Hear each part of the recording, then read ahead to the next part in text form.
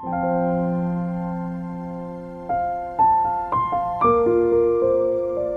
blessed Sunday to all of you, my dear brothers and sisters.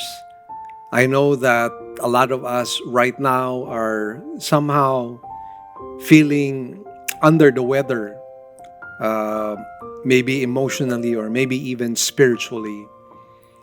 And I could sense a lot of desperation, even a feeling of hopelessness among a lot of people.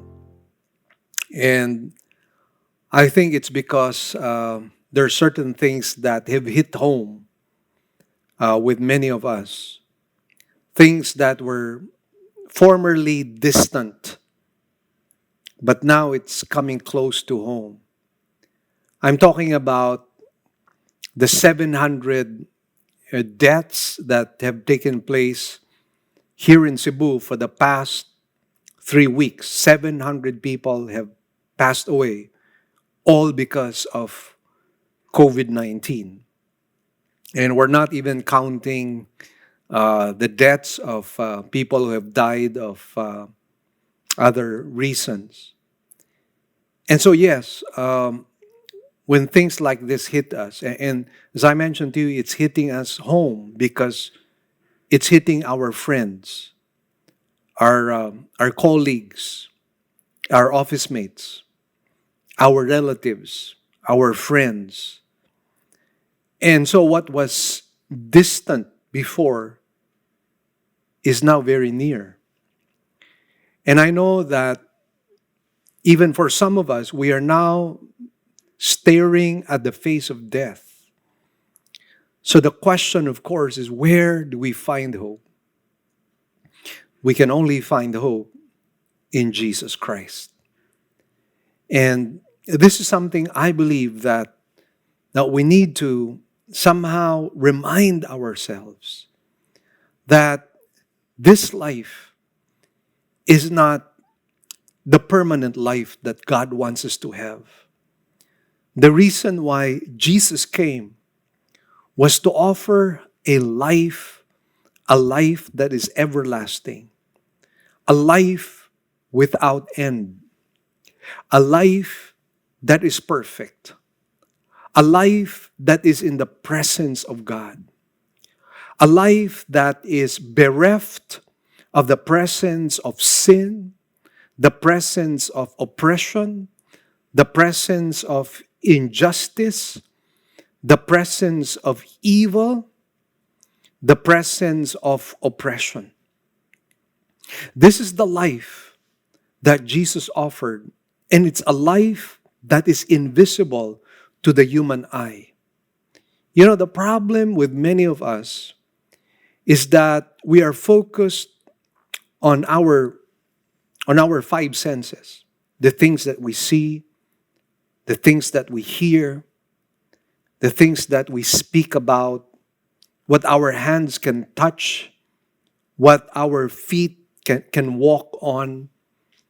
And so basically, our life has been sensory. It's based on what we see, what we hear, and what we speak about. But Jesus was speaking about an invisible kingdom. And this invisible kingdom is more real than what we see. And this is where we find hope.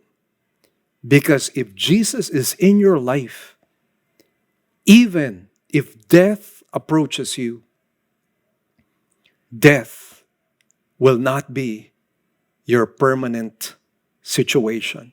Why? Because there is life after this life. And this is the hope that we find, that is found in Revelation 21, verses 4 and following. The Bible says, He will wipe away every tear from their eyes, and death shall be no more. Neither shall there be mourning, nor crying, nor pain anymore, for the former things have passed away. And he who was seated on the throne said, Behold, I am making all things new.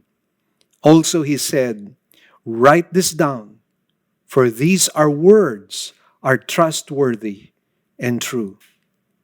And he said to me, it is done.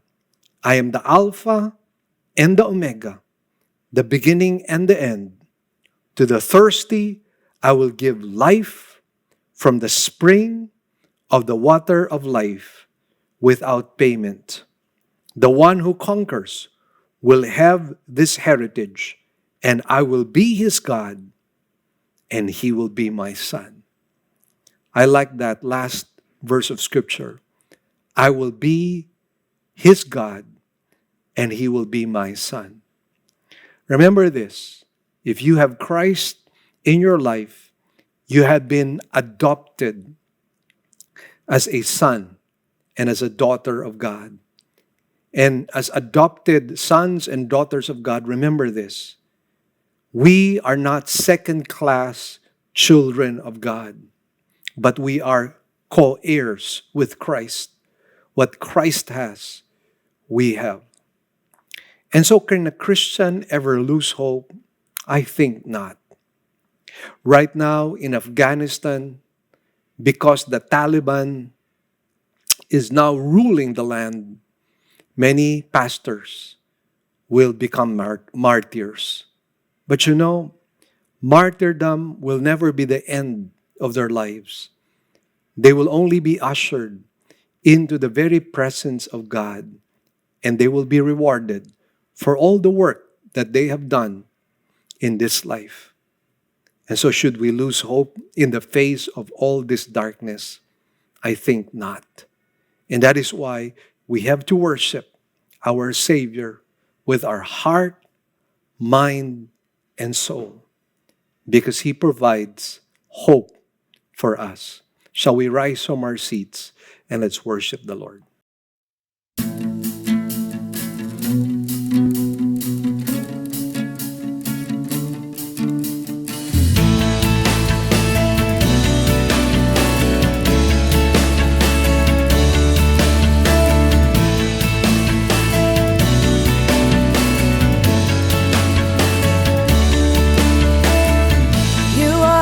Son of God, His only begotten one, the Lion of Judah, prophesied Messiah, light of the world, the living Word.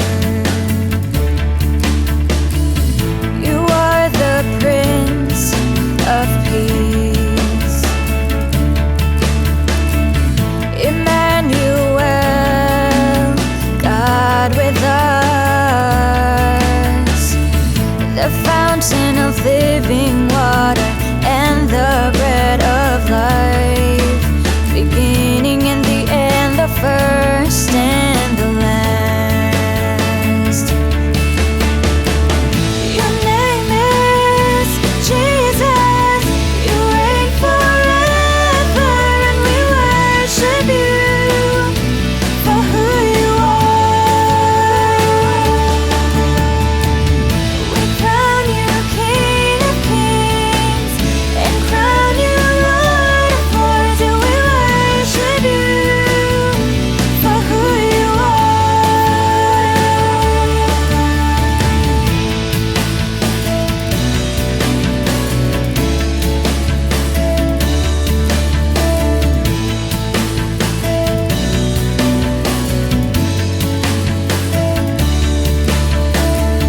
You are the righteous Christ, the perfect sacrifice,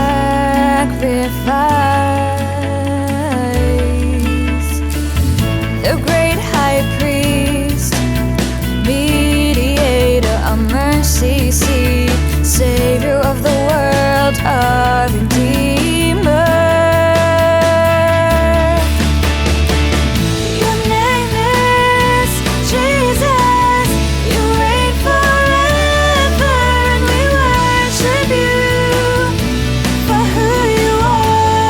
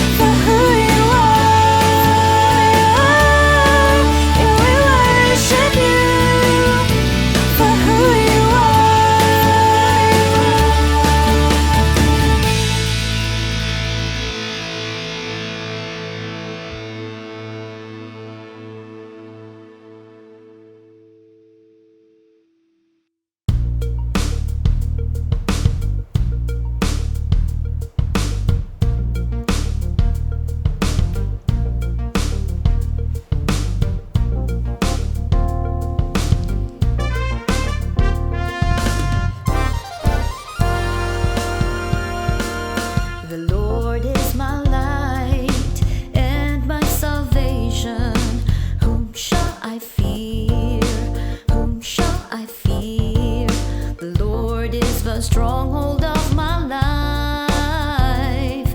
Of whom shall I be afraid?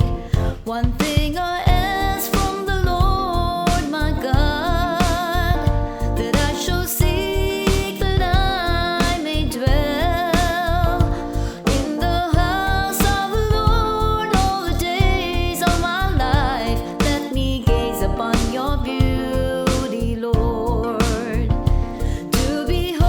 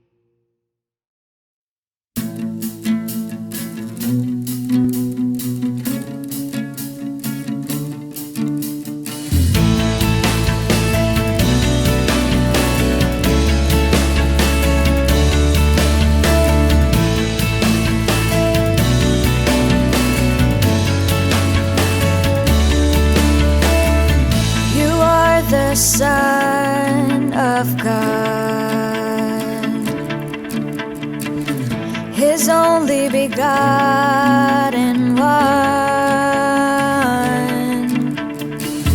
the Lion of Judah, prophesied Messiah, light of the world, the living word. You are the Prince of Peace, Emmanuel, God with us, the fountain of living water and the bread of life, beginning and the end, the first and the last. Your name is Jesus, you reign forever, and we worship you for who you are. We crown you King of Kings and crown you Lord of Lords, and we worship you for who you are.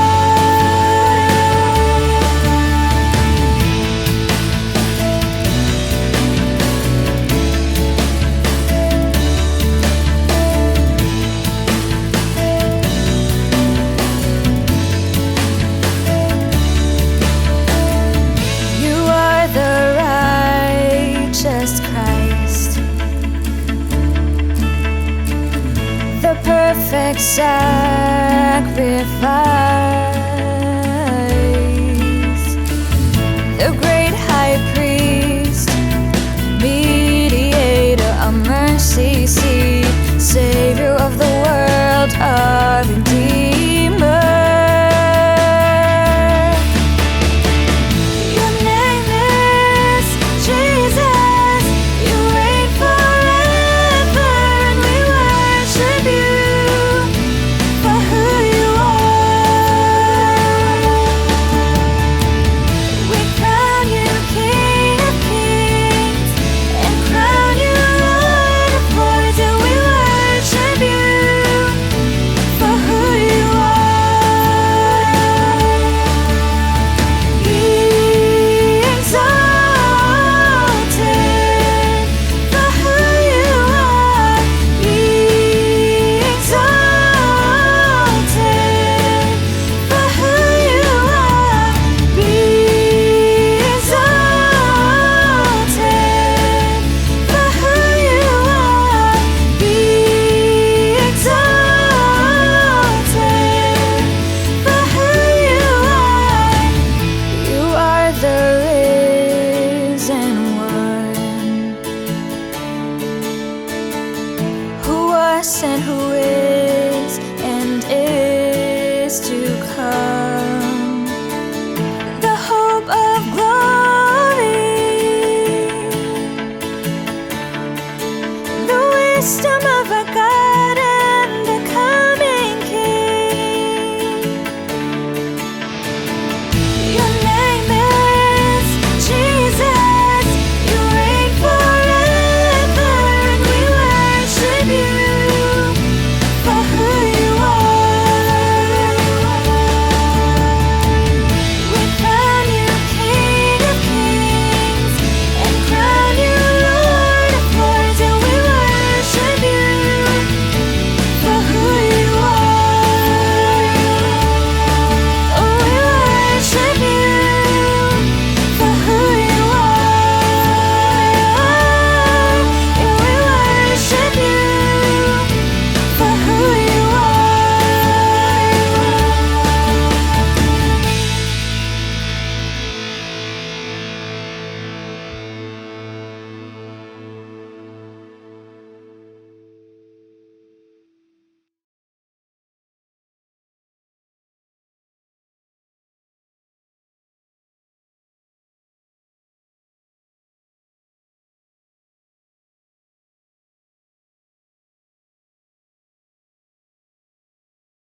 This pandemic crisis that you and I are in is not yet over. In fact, right now, a lot of people are becoming very, very worried because of the so-called Delta variant. And it's been quite sad that we are losing some people in our beloved Christian community. As of this time, here in Cebu, 6 pastors have passed away as a result of COVID-19. And it's not just those pastors who passed away because of COVID-19. There are many others. And right now, there are ambulances that are lining up in the hospitals. A lot of people have been waitlisted. A lot of people have been suffering during these difficult times. And the suffering seems to have no end. Some of us are suffering health-wise. Some of us are suffering economy-wise. Some of us are suffering emotionally. Some of us are suffering socially. So there are many, many reasons why we as a people are going through very difficult challenges. And all the while we thought that this is going to be soon over, but it is not yet over. So the question, of course, that we would like to answer, or rather ask, is where do I find hope? Where do I find consolation and solace for my soul? Well, I have good news for you, brothers and sisters. You and I know that the Bible inspires hope. The Bible inspires faith. The Bible inspires courage. And aside from that, we thank the Lord for literature that is quite helpful. And I'd like to announce to you that I have a brand new book which I wrote together with other authors. And the title of this book is This Season of Grief. And this is all about stories that happened mostly during the time of the pandemic. People losing their homes, people losing their parents, people losing their jobs, people losing their children. And I would say that in the midst of all the crisis that all of the people went through, that I myself went through, I found hope in God. And this book, the seasons of grief, or this season of grief, will be able to provide that. You can buy a copy of this in our church or in any of the OMF bookstores. This is only for 275 pesos. You can order this book. God bless you all.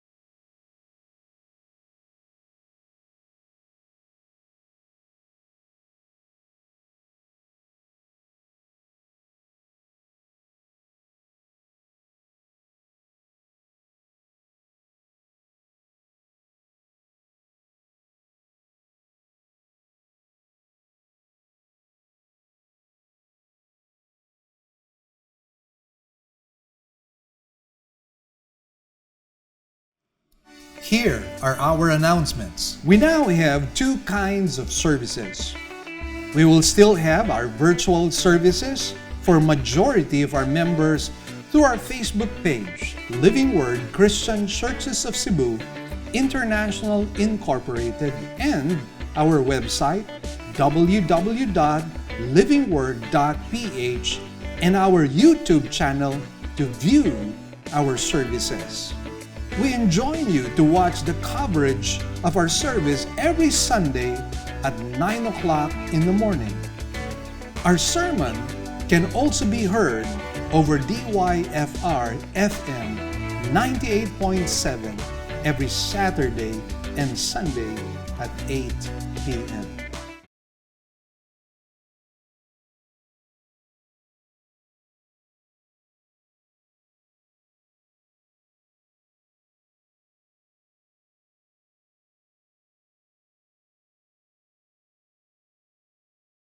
We'd also like to thank our partners, our members who have been consistently giving to partner with us in the work of the Lord.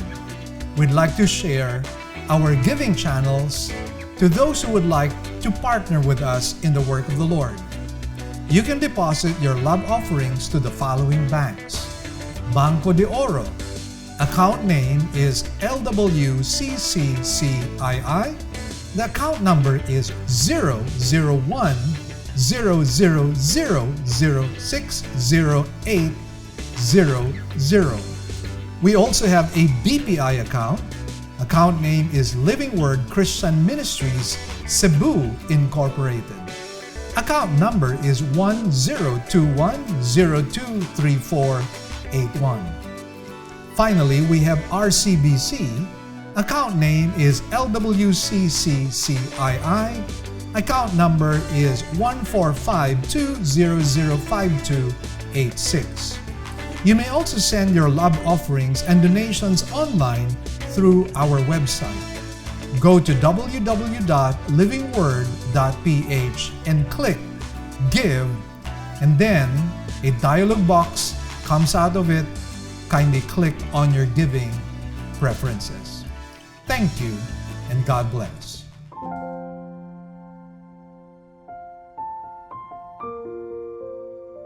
The title of today's sermon is The Incarnation Drama.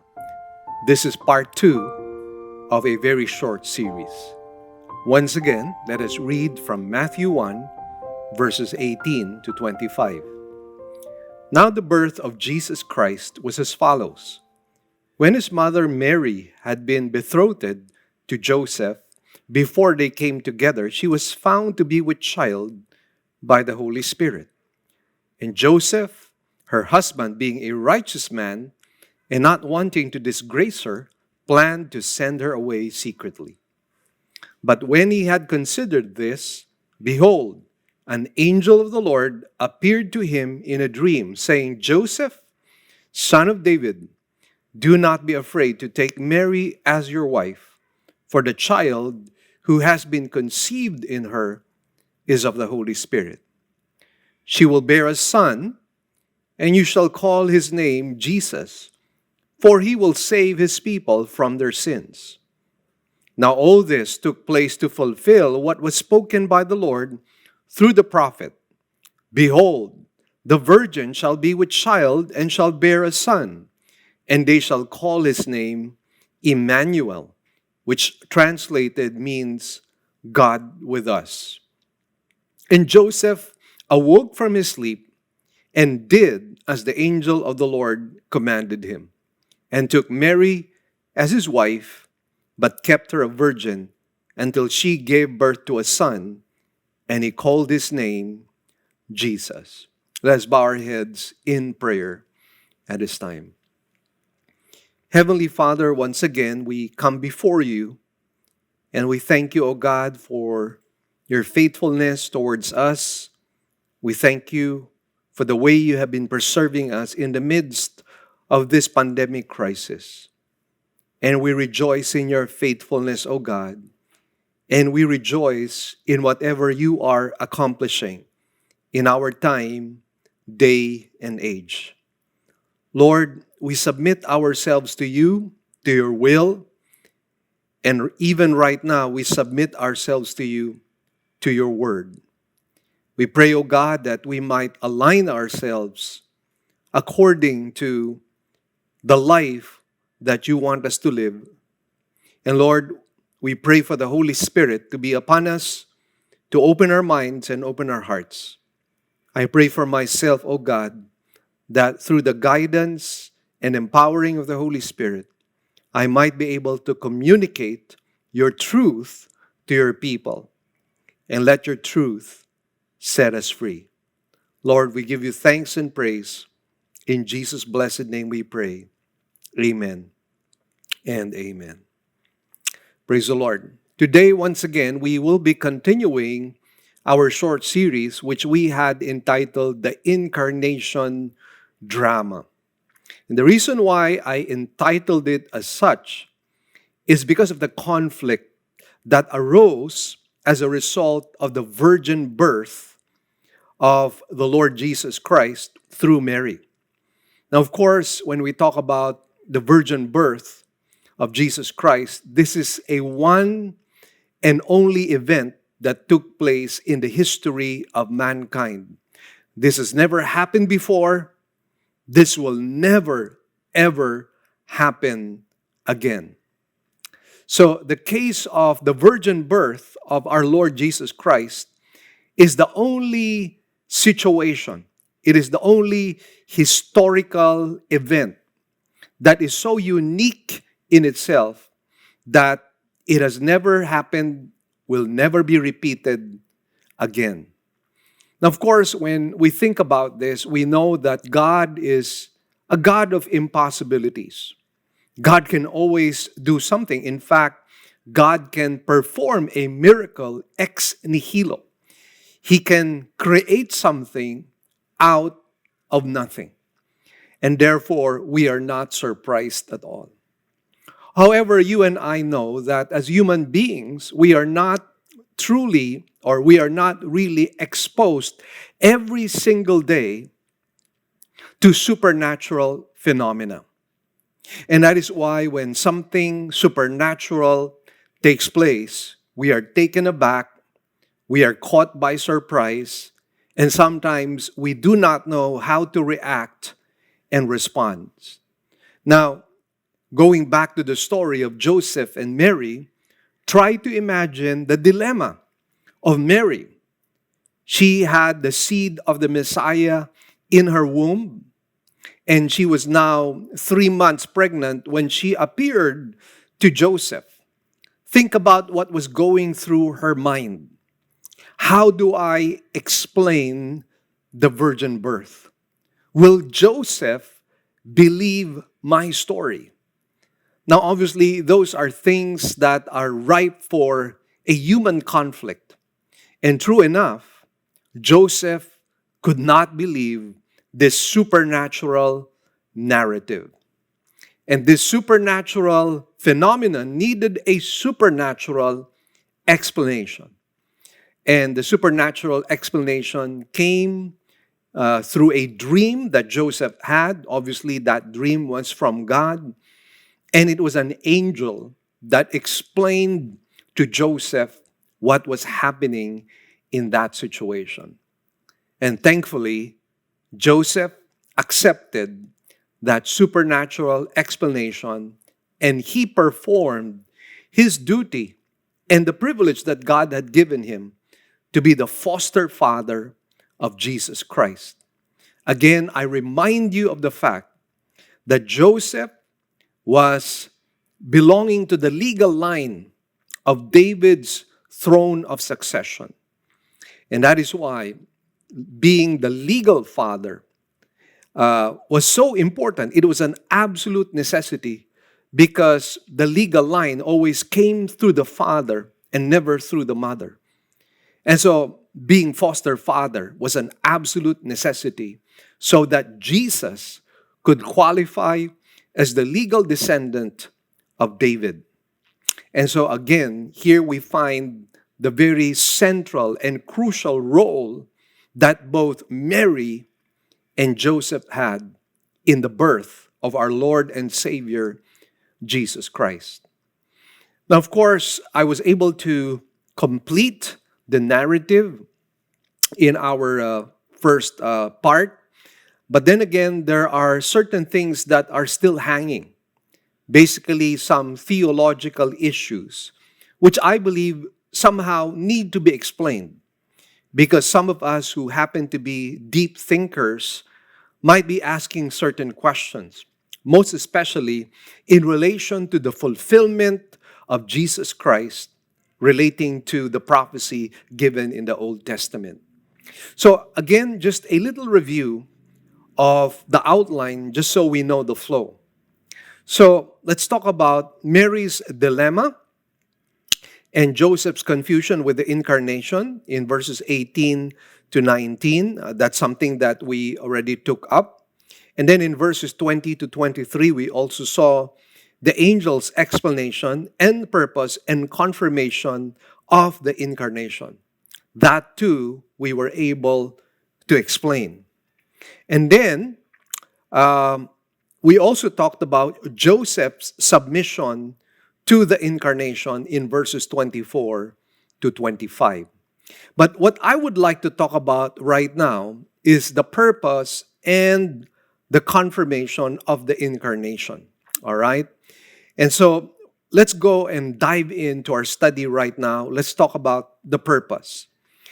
Let's read once again verse 21.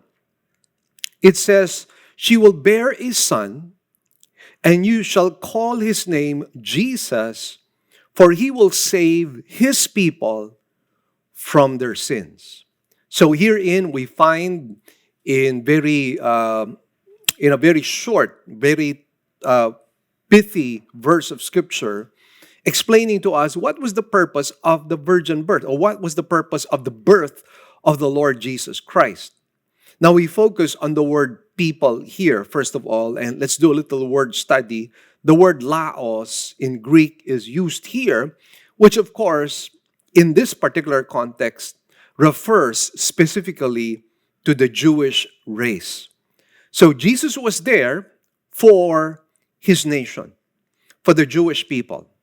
Later on, however, as we proceed on in our study in the Gospel of Matthew, beginning in chapter 13, we realize that now the word people begins to have a wider and broader inclusion. In fact, it will have a universal application, which includes all men.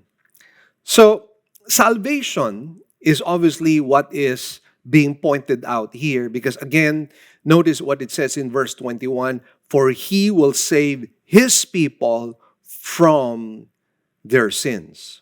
So salvation from sins is an element of Old Testament biblical prophecy and was part of the messianic purpose. This is something that we have to acquaint ourselves with because, again, when we look at what had happened during the time of Jesus Christ, they had certain expectations. Their anticipation, however, was, I would call, tunnel vision. It was very myopic, and it was focused basically on their own sufferings. And they did not realize the big picture. They did not realize that Jesus was coming in not only to bring about political deliverance, which they were somehow expecting, but what Jesus was really trying to accomplish in his first coming was their own spiritual deliverance. That is, deliverance from their own sins. So the Old Testament looked forward to not only a political Messiah, but it was looking forward to a Savior who would save them from their own sins. And I'd like to expound on this, and let's get into some verses of Scripture.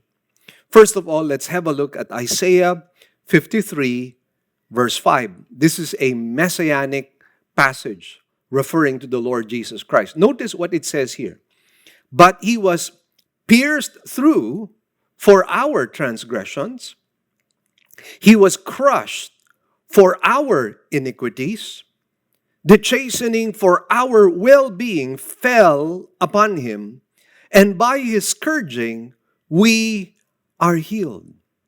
So, if you will notice here, we find certain terminology that basically speaks of redemption. In fact, you will find the ideas of justification, substitution, expiation in this verse alone. And therefore, we find that this was really something that was spelled out in the Old Testament. It says here that he was pierced through for our transgressions, which tells us that there was a penalty for sin. That sin needs to be judged because our God is not only a holy God, but He is a God of justice. And therefore, justice must prevail. Justice must be served. But the beauty of the Messiah's coming to us as a human being, taking on human flesh, is the fact that He will now be our substitute instead of us paying for the penalty of our own sins. Our Savior will be pierced for what? Not for His transgressions, but for our transgressions. The transgressions both of the Jews as well as that of the Gentiles. So clearly here we find that this was a central messianic mission. And then continuing on, it says, He was crushed for our iniquities. Again, it speaks of the Lord Jesus Christ taking on the penalty of our own sins. Because the Bible says the wages of sin is death. And Jesus took on that particular penalty for our own salvation, for our own redemption. It says the chastening for our well-being fell upon Him. And what is being talked about here? Imputation. All of our sins were imputed on the Lord Jesus Christ. He bore the brunt of the wrath of God because our sins have been placed upon Him. And that is why here we find the doctrine of imputation. Of course, by implication, it means that because Jesus bore the brunt of our sins, the wrath of God, in a divine exchange, we can now receive the righteousness of Christ. The perfect obedience of Christ we can now possess in this divine exchange when we receive Him as our personal Lord and Savior. Now, this is a central message in the Scriptures, found right at the very beginning of the book of Genesis, chapter 3, Genesis 3:15, the proto-evangel. And I believe more than at any other time, I believe this needs to be explained. This needs to be expounded. This needs to be heralded. Why? Because people are dying left and right, pastors included. Here in Cebu, in the past 3 weeks, 700 people have died. Let me repeat that. In the past 3 weeks alone, 700 people have died, including some pastors. I think the number of pastors who have died just here in Cebu is now reaching about 20. And that is huge. Why? Considering the fact that there are few laborers in the vineyard. We need more workers, not less workers. But then again, that is what is happening in the spiritual landscape. And that's why I believe, more than anything else, this central message of the gospel needs to be heralded, it needs to be proclaimed, it needs to be shouted at the housetops. And I pray that those of you who are listening to me, those of you who are believers, are shouting at the housetops, declaring this salvation, which was abundantly supplied to us by the Lord Jesus Christ. And the Spirit of God is now convicting the world of sin and righteousness and judgment. And hopefully people are responding. But then again, listen well, my dear brothers and sisters. People cannot respond in faith unless first of all they hear the Word of God being proclaimed. Because Romans chapter 10 says, faith comes by hearing and hearing the Word of Christ. And that is why we have to be the spokesmen that God wants us to be. We need to be the ambassadors that God wants us to be. And again, this is a message that is relevant to us. Not just relevant during the time of Jesus Christ, During the time of Joseph and Mary and John the Baptist, this message needs to be heard.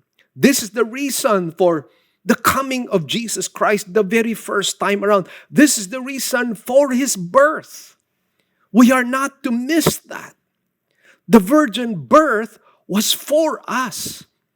God wanted to grant us the gift of salvation.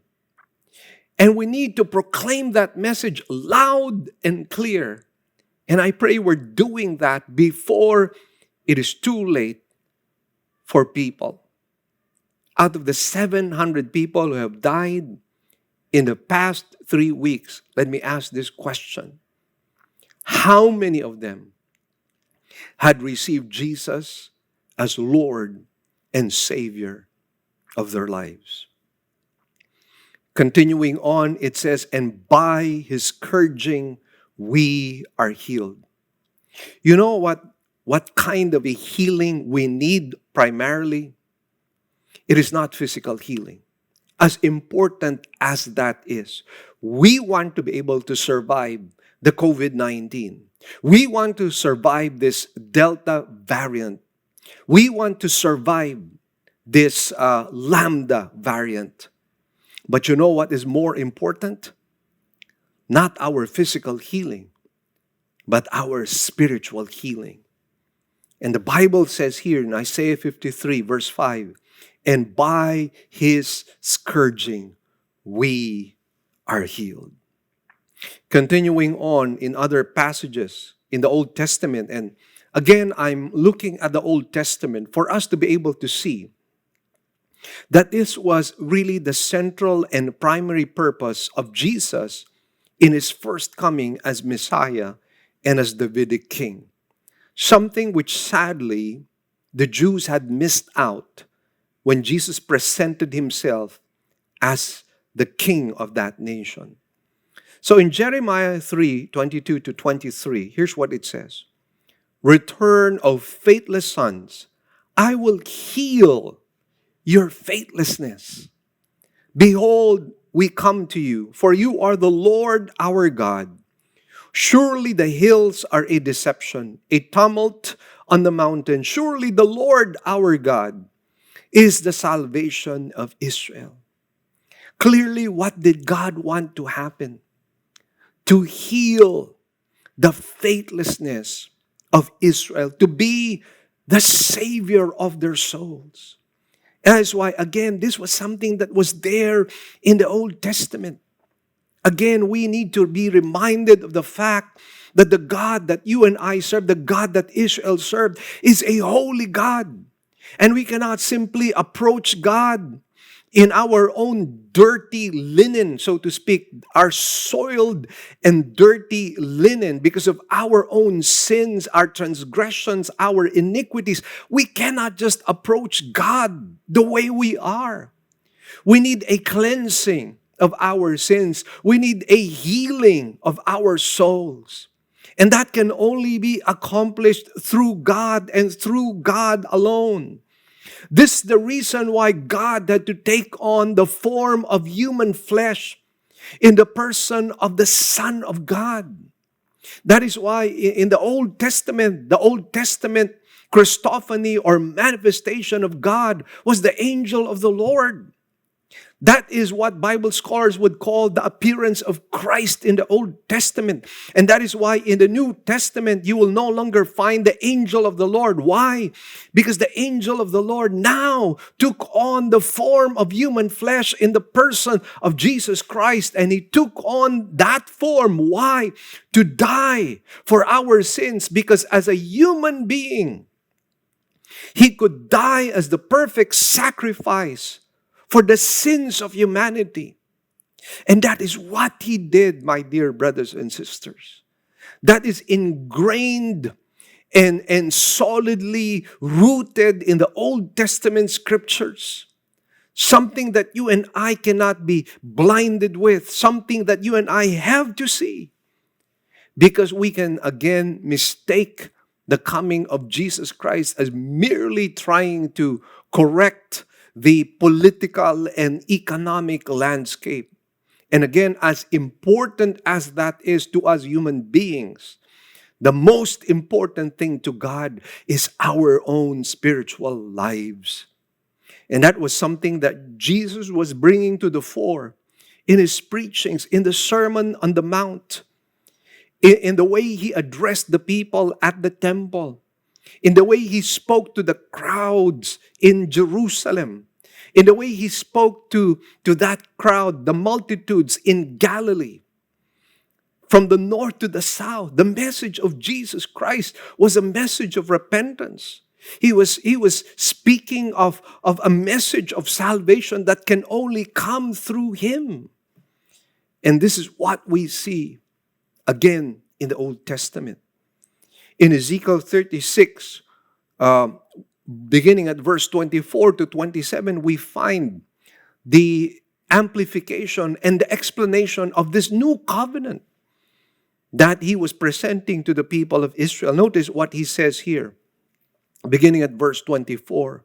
For I will take you from the nations, gather you from all the lands, and bring you into your own land. Then I will sprinkle clean water on you, and you will be clean. I will cleanse you from all your filthiness and from all your idols. Moreover, I will give you a new heart and put a new spirit within you. And I will remove the heart of stone from your flesh and give you a heart of flesh. I will put my spirit within you and cause you to walk in my statutes, and you will be careful to observe my ordinances. Now, what was Ezekiel explaining here? What was he talking about here? He was talking about the new covenant that he was about to make with the people of Israel. It was no longer a covenant of law, but it was now a covenant of grace and a covenant brought about by the Spirit of God. This was actually what Jesus was trying to explain to Nicodemus when he said, unless a man is born again, he cannot see the kingdom of God. Now, the word born again can be more literally translated as born twice. And what that simply means is this: we have been born once in the flesh, in this human flesh. We have this physical birth.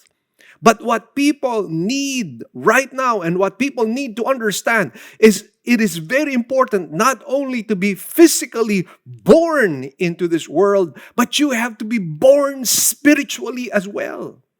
And it's only when you are born spiritually that you will now be able to see the kingdom of God, that our communion with God will now be restored with Him. We will now have reconciliation. We will now have, as the book of Romans says, peace with God.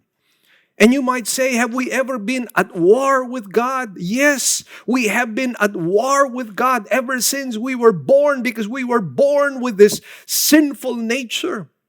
And we had this natural propensity to sin. Our lives are characterized by filth, by dirt, by the soil of sin in our lives. Our lives have been stained by our own selfishness, our own pride, our own lust, our own covetousness, our own materialism. This is who we are. And that is why we need a spiritual rebirth. That is why we need to be reconciled with God. And peace with God can only be accomplished through the finished work of Jesus Christ, through His death on the cross. Without the shedding of His own blood, there can be no remission of sins. And the message that needs to be heard right now is that forgiveness is available for all who will come to Jesus. Redemption is being offered to each and every human being. What is happening right now is a loud call of God upon humankind to realize our own mortality, our own fragility, and that you and I need to come to Christ. Because more than anything else, what will it profit a man if he gains the whole world but loses his own soul?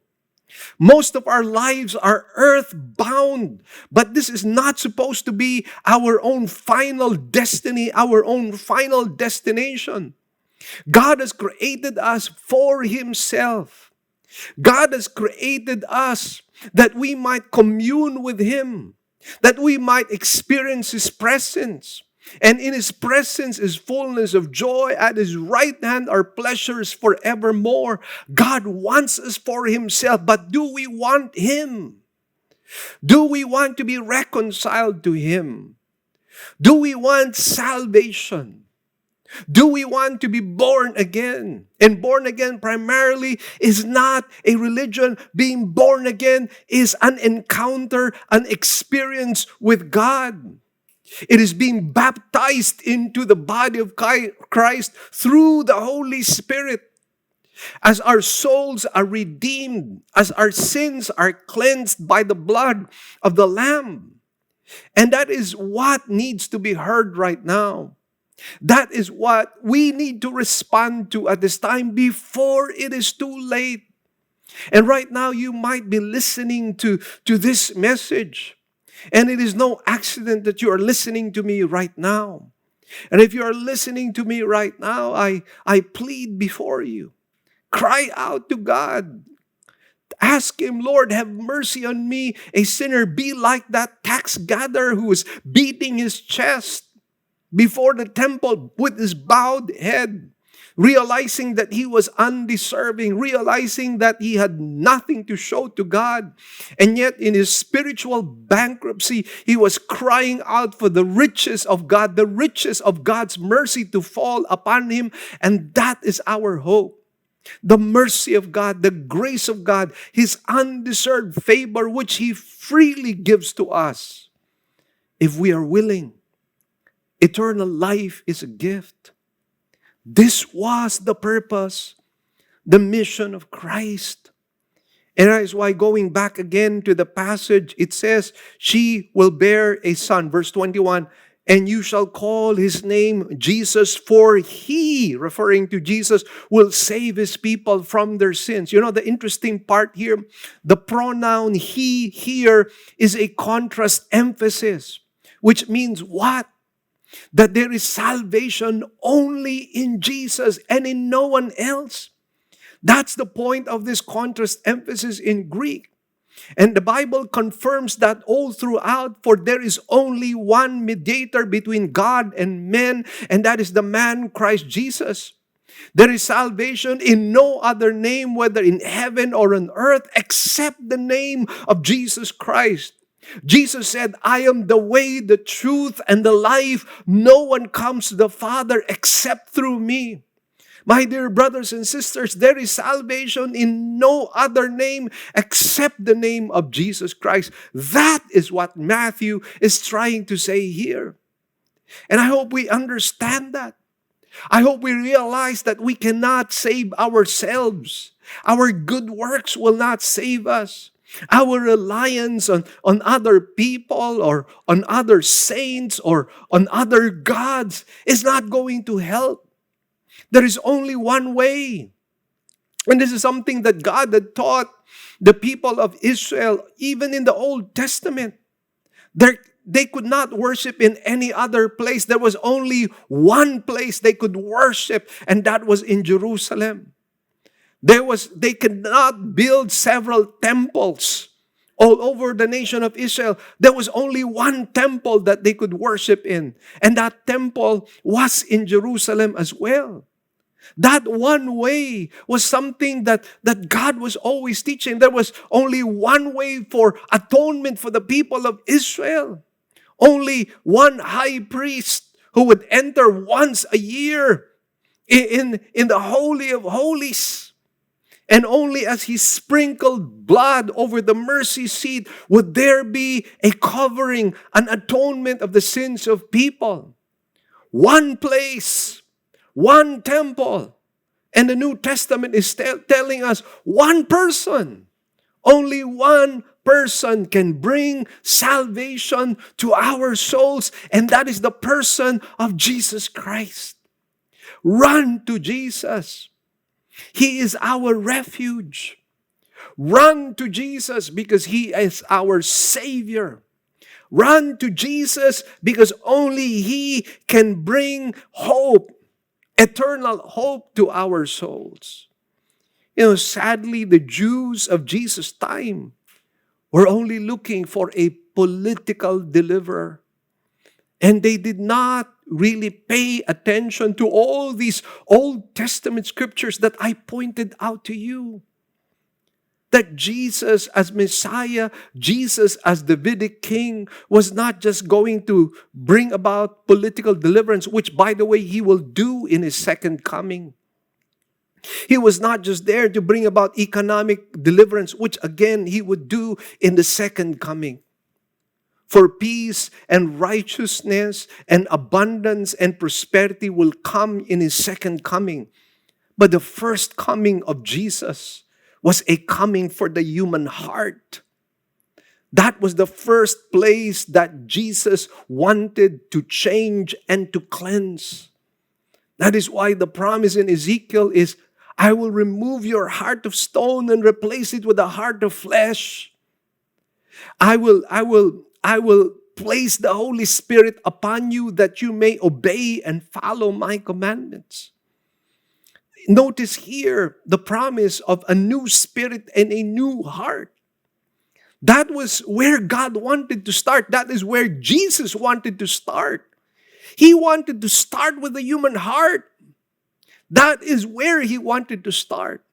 Not with alleviating our human suffering, our poverty, and our lack.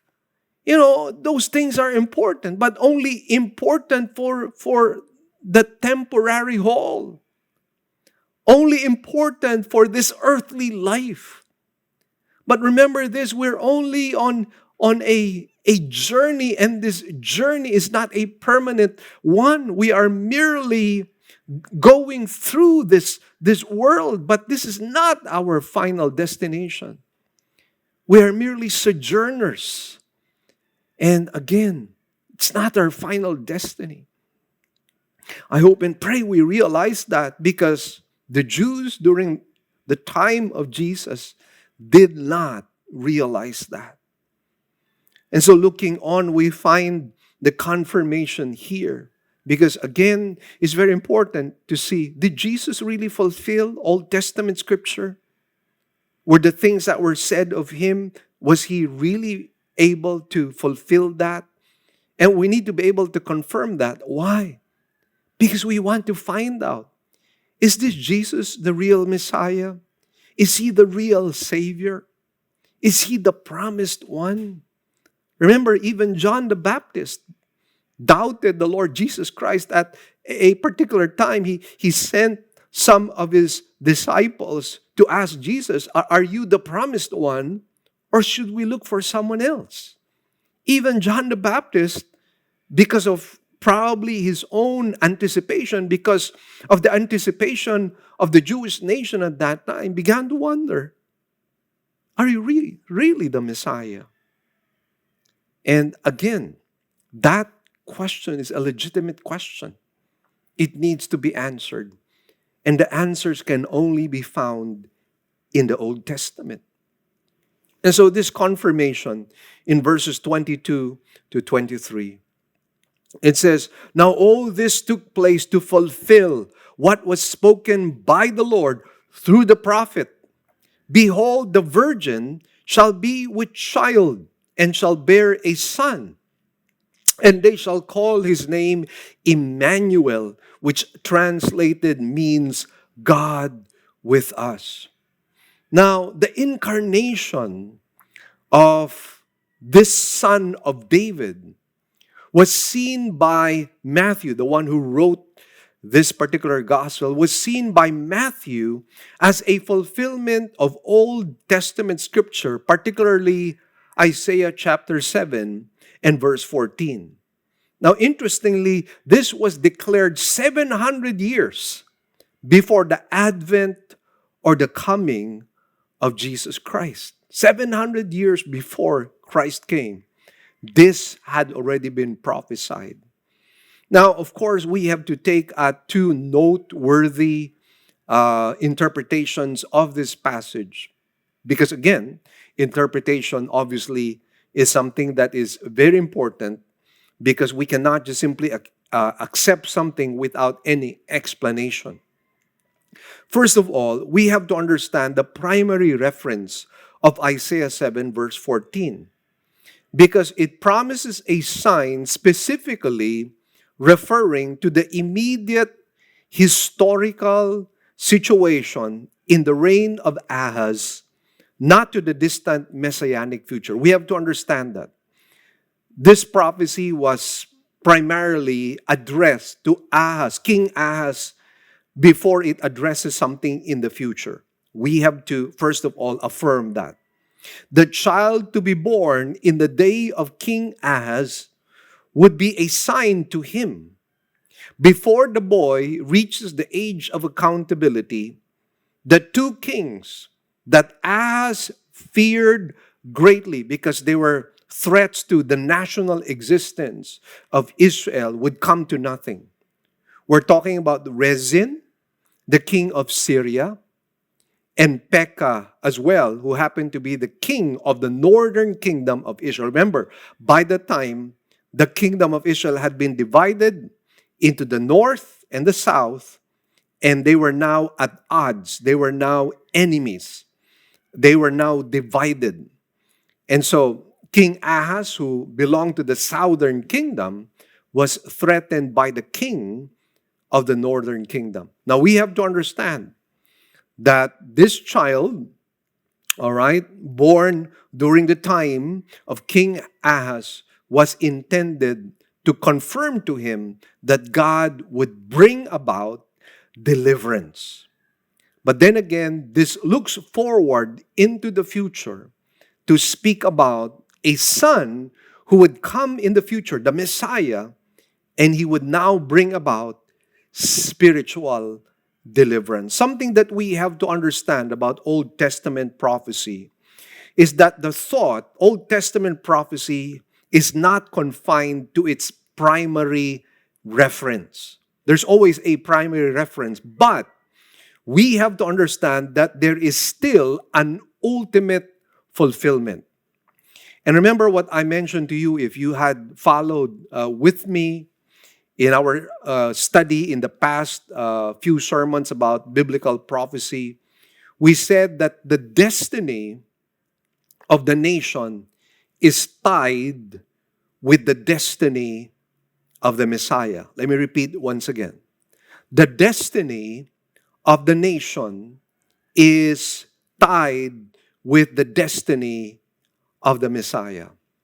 And again, this is something that Bible theologians understand.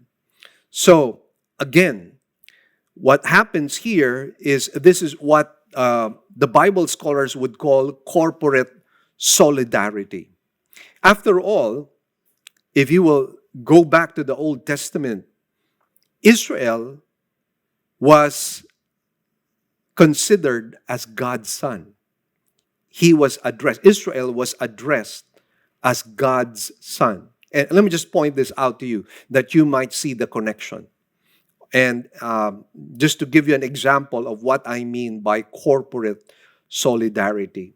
Notice in Hosea chapter 11, verse 1, it says, "When Israel was a youth, I loved him, and out of Egypt," watch this, "I called my" what? "My son."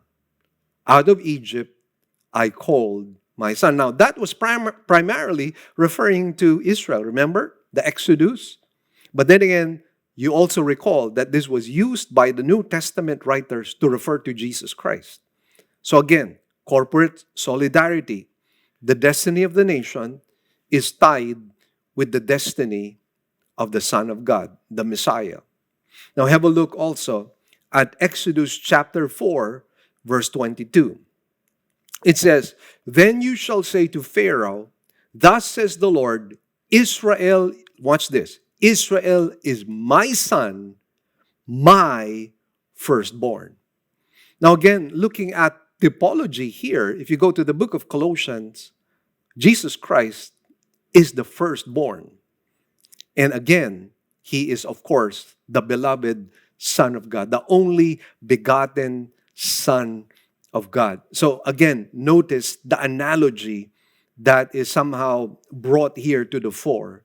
So again, this explains corporate solidarity. So my point simply is this. By Matthew referencing Isaiah 7 verse 14, he is saying, this fulfills the prophecy which now relates to the Son, which formerly related to Israel. And for Matthew, it was really a confirmation that Jesus indeed is the Davidic son, the successor to the throne of David, the legal descendant of David, as well as the Savior of the world. Now, I'd like to bring you back to the passage we were studying. Go to Matthew once again, and verse 23. It says, "Behold, the virgin shall be with child, and shall bear a son, and they shall call" what? His name what? Emmanuel, which translated means God with us. Now, I just like to point out something. Emmanuel is not an actual name. It's not like Joseph and Mary called Jesus Christ Emmanuel.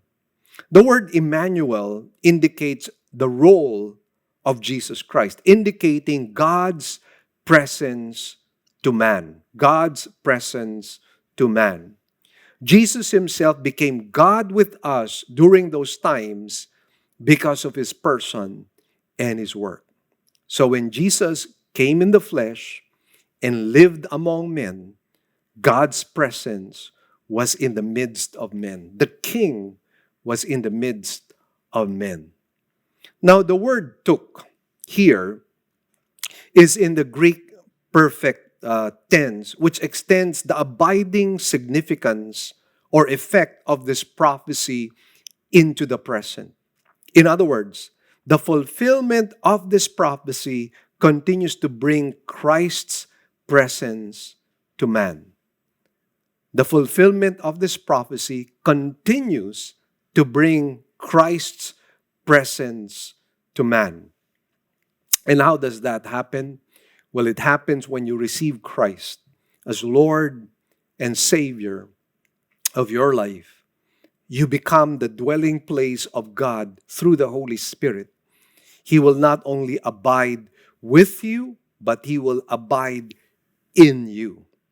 That is why Paul says in Corinthians, "Do you not know that you are the temple of the Holy Spirit?" The word temple, by the way, is the Greek word naos, which refers to the Holy of Holies.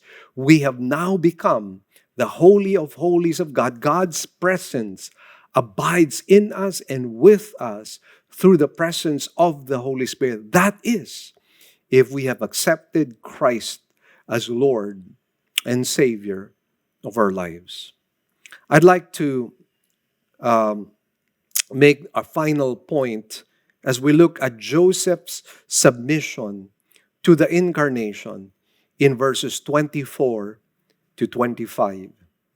It says here, "And Joseph awoke from his sleep and did as the angel of the Lord commanded him, and took Mary as his wife, but kept her a virgin until she gave birth to a son, and he called his name Jesus." Now, what I'd like to point out to you right now is that this supernatural explanation, which explains the supernatural phenomena of the virgin birth or the baby in Mary's womb, somehow convinced Joseph that Mary indeed was speaking the truth. And so having realized that, and having realized now his role, that he needed to be the foster father of Jesus Christ, he felt greatly honored and greatly privileged that he could now somehow become the legal father of Jesus Christ. And by doing that, He would now cause Jesus Christ to be qualified to be the legal successor to the throne of David. And you need to understand that for 600 years, the throne of David was vacant. 600 years. And could you just imagine the kind of feeling, the kind of privilege that Joseph must have felt, that he would be the foster father of the king of Israel, the king of the Jews. Of course, he did not fully realize the implications of that, most especially the spiritual implications of that. But he felt deeply grateful and deeply honored that somehow he was chosen by God to be the legal father, the foster father of the Messiah. And so what a blessing this was. And as soon as Joseph awakened from his dream, he obeyed. And by the way, he violated all custom. Remember what we mentioned in the betrothal stage? That the husband had to wait for 1 long year before he married his wife to be. In fact, what had happened here was he no longer waited for that 1 year period. We're talking about 3 months, or 3 months, or a little more than 3 months, wherein Joseph now took Mary to become his wife. And obviously, he did that to prevent any embarrassment or any suspicion on the part of the people relating to Mary. And again, what do we find here? Immediate obedience. And obviously, procrastination here would have made a significant difference. And Mary would have been suspected as an immoral or loose woman. And thankfully, we find here that Joseph immediately obeyed the Lord. And again, maybe we can pick up a lesson here. One lesson we can glean from this is that when God instructs us to do something, we must not procrastinate. We must immediately obey. Why? Because there are consequences. There are consequences to delayed obedience. And remember this, as somebody once said, delayed obedience is disobedience. And so if God is telling you to do something, be like Joseph, who obeyed and followed God immediately. And that is what we find here. Now, the Greek expression, and this is a sidebar already, the Greek expression for kept her a virgin until, all right, is a Greek imperfect, which would normally suggest that Joseph kept Mary a virgin until Jesus was born. Only until Jesus was born. Meaning to say, right after Jesus was born, Joseph and Mary physically consummated their marriage. In other words, as husband and wife, they engaged in sexual intercourse, and in that physical consummation, we find that Mary and Joseph bore children. That is why Jesus had half-brothers and half-sisters. And a lot of us do not understand that. We think Mary remained a virgin forever, that she was a perpetual virgin. And that is simply not true. Let me show to you from Scripture. And again, this is a sidebar, not really the main point of this passage. But then again, I think something very important for us to understand, lest we begin to assume that Mary remained a perpetual virgin. So have a look at Matthew 12, verse 46. Notice, while he, referring to Jesus, was still speaking to the crowds, behold, his mother, referring to Mary, and brothers were standing outside seeking to speak to him. So Jesus had brothers. And this explains the fact that Joseph kept Mary a virgin only until the birth of Christ. Now another passage, Matthew 13, 55 to 56. It says, "Is not this the carpenter's son? Is not his mother called Mary, and his brothers James and Joseph and Simon and Judas?" So notice here, Jesus had at least 4 brothers. And not only brothers, he had sisters. Look at verse 56. And his sisters, plural, he probably had at least 2 sisters. Are they not all with us? Where then did this man get all these things? So that is a bit of a sidebar. But then again, we go back to the big picture as we conclude this sermon. In the sovereignty of God, Jesus finally qualified as the legal successor to the throne of David. Why? Because of the immediate obedience of Joseph. What else can we say but Hosanna to the Son of David? Blessed is he who comes in the name of the Lord. Hosanna in the highest. For those of us who have accepted Christ as Lord and Savior of our lives, we did not make a mistake. And for those of you who will accept Jesus as your own personal Lord and Savior today, this would be the best decision that you will ever make in your life, because God will grant you eternal life. You don't deserve it, and you cannot work for it, by the way, because what God requires is perfect obedience. But come to Christ right now and say, "Jesus, save my soul. Forgive me of all my sins. I surrender my life to you. I repent of all my sins. Jesus, I make you the Lord and Savior of my life. From this day onward, I am yours."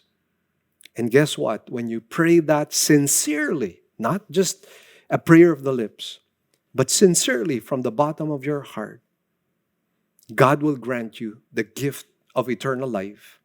And He will give you a new heart, a new spirit, and He will place the Holy Spirit upon you that you may obey God's commandments.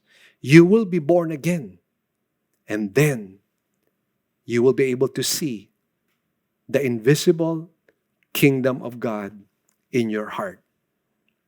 I pray you will make that decision right now. Let us pray. Heavenly Father, we thank you and bless you for today. Thank you for the lesson you've given to us. And we pray that we might respond to it and that we might truly abide in your teachings. And Lord, allow us to be thankful and grateful for our Savior and Lord Jesus Christ. Thank you for today. And thank you, Lord, also for the opportunity to give our tithes, our grace gifts, and our offerings. Lord, please use them for the glory of your name. And would you be so gracious to bless, Lord, those who have faithfully accomplished their stewardship under you. Lord, whatever has been achieved today, we give you back the glory, the praises, and the thanks. In Jesus' blessed name we pray. Amen and amen. Once again, it's been a blessed Sunday morning. God bless you all. And my team, my wife Marie and my son AJ would like to say hi and goodbye. And please, don't forget to like our Facebook page and likewise our YouTube channel, because we want to update you with our videos. Click the notification bell so that every time we have a new video, you can have a look at it. And so God bless you all. And please stay with us for a few more minutes. Let me just share a few more reminders. This pandemic crisis that you and I are in is not yet over. In fact, right now, a lot of people are becoming very, very worried because of the so-called Delta variant. And it's been quite sad that we are losing some people in our beloved Christian community.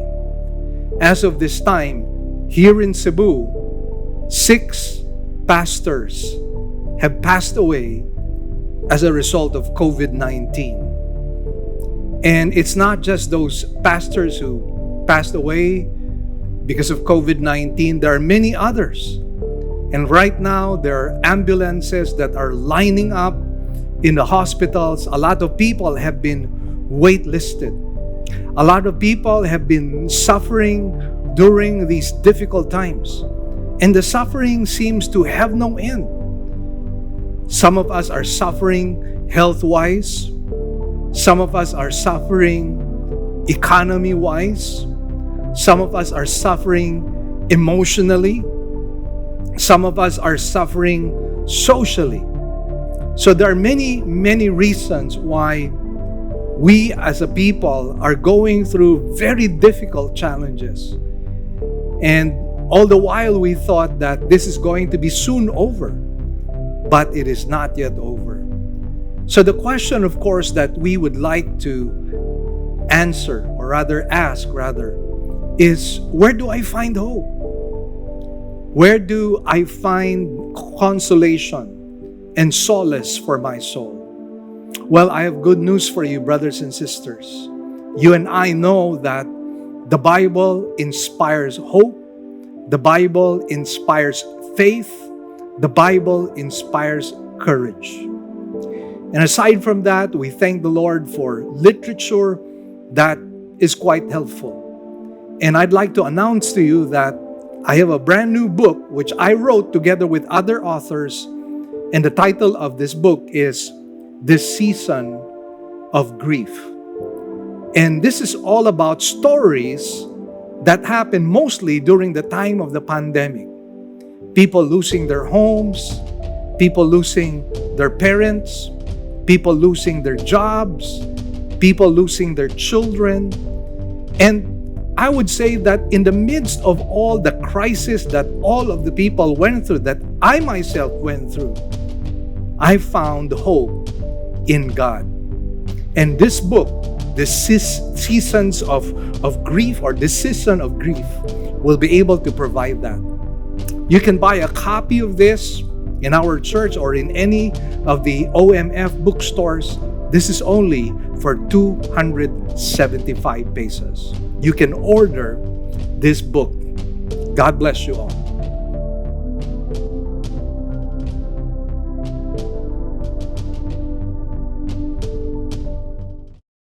Hi, this is Pastor Mel Caparros of Living Word Christian Church.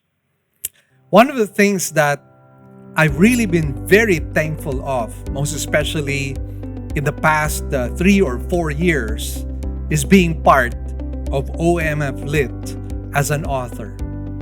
OMF Lit is a mighty instrument that God has used to bless not only our own nation, but likewise other nations as well.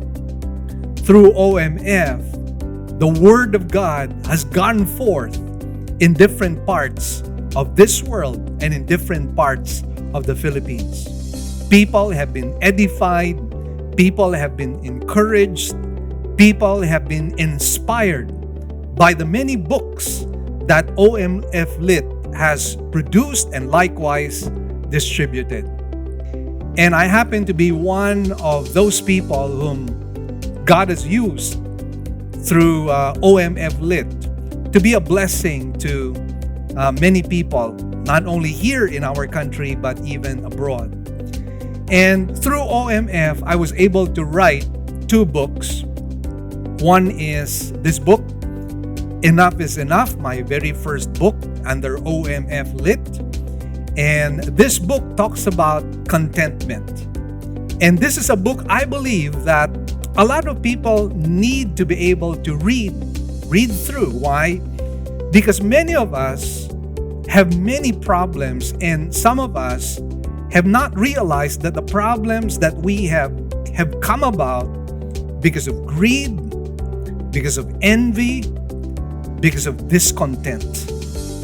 And somehow, this book will help you navigate through your spiritual life and your journey so that it can guide you, help you, instruct you on how to be content. You know, there's nothing like a contented life. There is just a stillness and a calmness that you and I will have when you and I are content.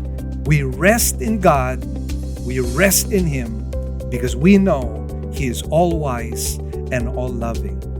A second book that OMF Lit has distributed and produced, of course, for me is this book, More Than Enough. It talks about how to overcome our own trials. And you know, this 2020 and even this 2021 has been filled with so many trials.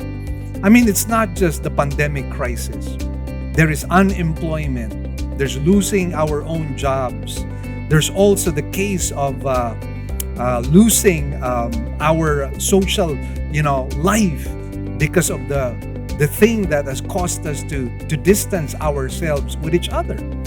And so it has resulted in not only death because of the pandemic crisis. There's some people who committed suicide. There's some people who have done things that they now regret. And again, we need to be able to overcome our trials. This book, More Than Enough, will help you navigate through the trials of life. So please do not forget, enough is enough and more than enough. Thank you, OMF. You are such a blessing to us.